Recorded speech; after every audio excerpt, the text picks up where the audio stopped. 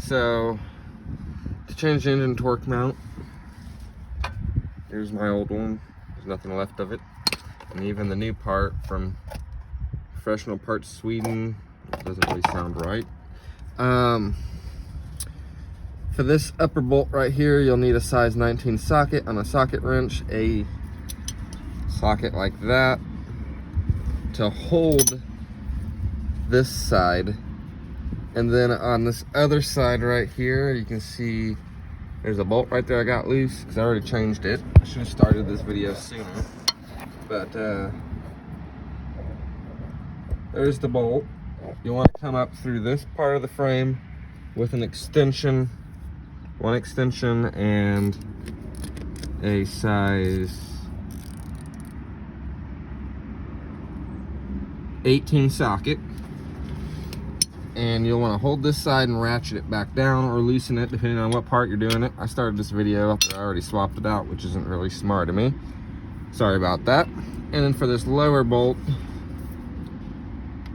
just slide it in right here. Kind of shimmy it in a little bit. You might, let's see here if I can set this down and still grab. If you have a problem pushing this through, grab the grommet.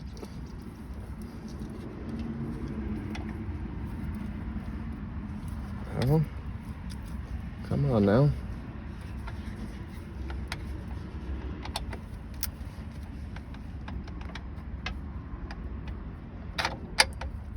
Actually has went in there,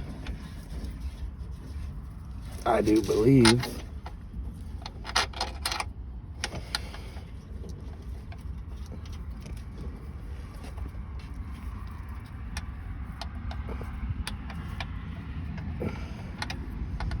Okay, for some reason.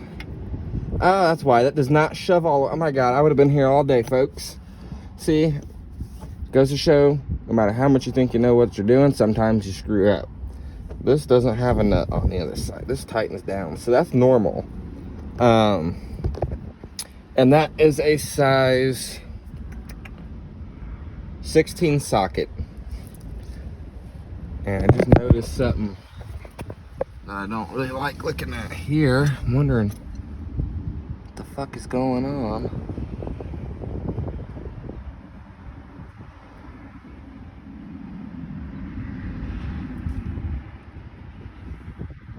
There's a transmission drain bolt.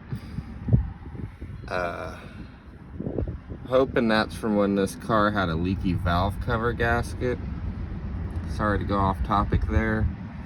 It looks like it because this is the side it was running down on. So we'll bypass that, get back to this and stop screwing around. So pretty much size 16. This upper nut up here is a size 18. And the one you want to hold to loosen and tighten it down is a size 19. You just push this up there, put the top one through first, because you'll have to shimmy this a little bit around. But don't do what I did and completely forget that don't go all the way through. There's not a nut on there like this one does. So this one actually screws down how it is.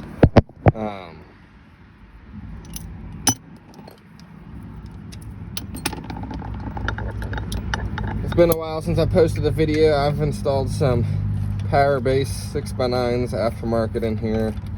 And a couple people have asked me to do a demo of them, showing them working and see how they sound. And I'm sorry I haven't gotten to that lot lately. I've had a lot of crazy stuff going on. I will make a video of that here very soon, so stay tuned for that. And we're also going to be cleaning this car up and getting it properly undercoated. Since it's a GM car, you do not want to use fluid film like I did on it, because if you do that, you will soften your perfectly good undercoating, because that's what it was under here. There wasn't a speck of anything wrong, like no chips, no rust popping through, no loose part, no nothing. And last summer I sprayed it down with fluid film just to come out midwinter and come out here and check it out, see how it's doing. I was like, oh crap, great. It really does soften undercoatings, and I can show you guys real quick. And probably this rust right here looks worse right here because I just sprayed PB Blaster on an accident. All this I'm taking this subframe out and I'm gonna try to clean it up best I can. And I'm gonna try to look for some spare ones, but I'm gonna show you the spot. And a couple people on Facebook in the Saab group is like, oh, it's impossible that fluid film did that to your car. But look at that. Look at the seams. There's no rust coming through anywhere. Not on this side, not on the other side, not in the middle. And my stupid self, to put it lightly, comes down here, sees a little bit of rust at the jack point and is like, shh, sprayed all this down. And then where it did the most damage is right here. You can see it's softened it. They argued that fluid film did not do this, but then proceeded to say, but it may have softened it. Well, if it softened it, what do you think's gonna happen when it's throwing rocks up at it? It's gonna chip. And I know it's the fluid film that did it, because if I come over here, right up here,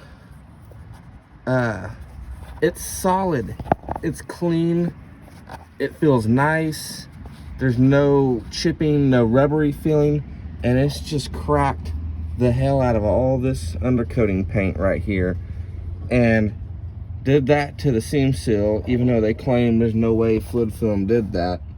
That sure was not like that. You can see how it's kind of pulling away right there. And all that's gonna do is trap more and more moisture. Look at that.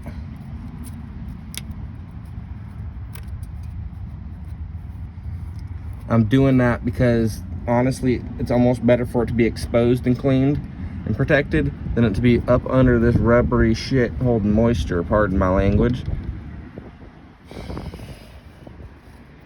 See, look at that. Look at that.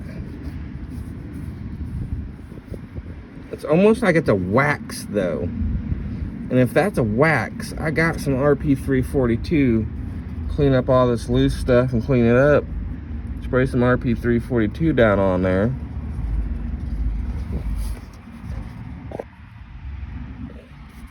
Oh my God, I just noticed.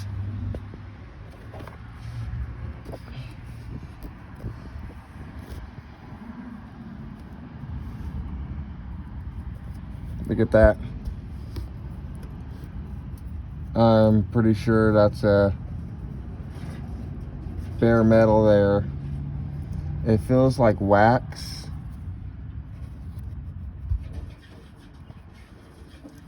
But I don't know, it's almost, I feel like that's almost